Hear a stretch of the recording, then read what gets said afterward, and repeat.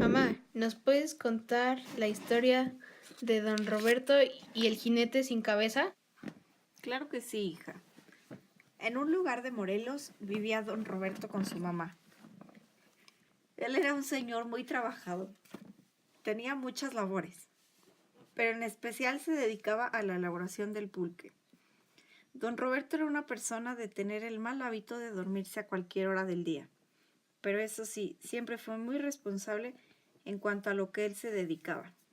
Usualmente se iba por el aguamiel en el día, pero muchas veces por quedarse dormido en el día y despertarse en la noche, para él eso no era impedimento.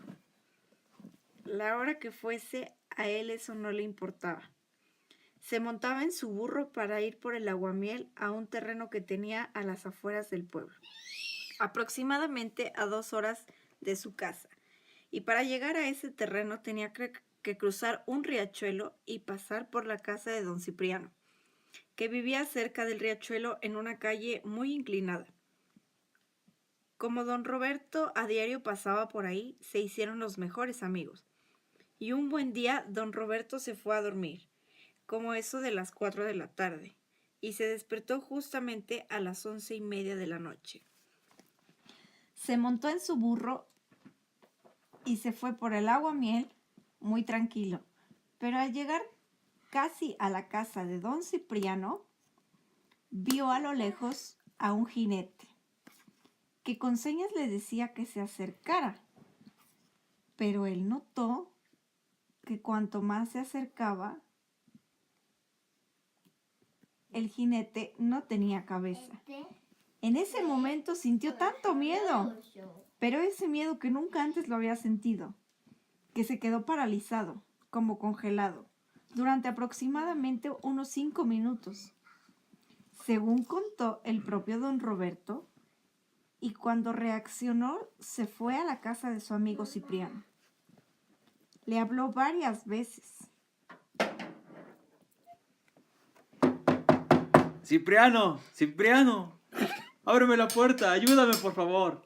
Acabo de ver un jinete sin cabeza. Me viene siguiendo, ayúdame. Pero don Cipriano nunca contestó, porque estaba profundamente dormido, y no escuchó para que pudiera salir a ver si lo que estaba viendo era real. Entonces don Roberto, al voltear hacia lo que había visto, se dio cuenta que ya no había nada de lo que anteriormente había visto. Luego pensó que lo mejor era regresarse a su casa, pero como estaba a mitad del camino, decidió todavía ir a su terreno por el aguamiel. Y aunque con muchísimo miedo, llegó al terreno, sacó de los magueyes el aguamiel y se regresó.